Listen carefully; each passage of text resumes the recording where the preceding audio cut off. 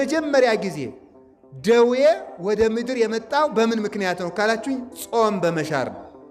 በሽታን ወደዚህ ዓለም ያመጣው ምንድነው ካላችሁኝ ጾምን መሻር በለስን መብላት ነው። ጾም ስንሽር ደዌ በዚህ ወደዚህ ዓለም መጣ ማለት ነው። አሁን ሳይንሶችም ሰምተዋል አይደል? ሰምታችኋል አይደል? ሰው ቢያንስ እስከ ስንት ሰዓት መጾም አለበት ብለዋል። ጾም አሁን ለካንሰር መድኃኒት አይነተኛ ፈውስ ነው።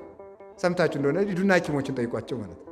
የሚጾሙ ሰዎች ከሚጾሙ ሰዎች ስንት ፐርሰንቱ እንዳላችሁ አላጠናሁትም። ፐርሰንቱን ረስቼዋለሁ፣ ወሬ ሰምቼ ስለሆነ ማለት ነው፣ ሐኪም ስላልሆነ። ከፍተኛ ከካንሰር ጤና የሆኑ ሰዎች ጾመኛ ሰዎች ናቸው።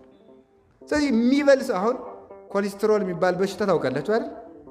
ምንድነው የሚያመጣው? እሱን መብላት እኮ ነው። 24 ሰዓት መብላት ማለት ነው። ስለዚህ ጾም ጤናን ይሰጣል፣ የጤና ምንጭ ነው። አሁን ወደ ነፍሱ ሳንሄድ ነው ወደ መንግሥተ ሰማያት ምናምን እሱን ተውትና በምድር ጤነኛ ሆኖ ለመኖር በራሱ ጾም ነው፣ መብል ነው በሽታን ያመጣብን ማለት ነው። እያንዳንዱን መብል ተመልከቱ። እያንዳንዱን ደዌ የሚቀሰቅሰው ምንድን ነው? በሽታ ነው። ቆይ ሐኪሙ መጀመሪያ ሕክምና ሲጀምር ምንድን ነው የሚለው?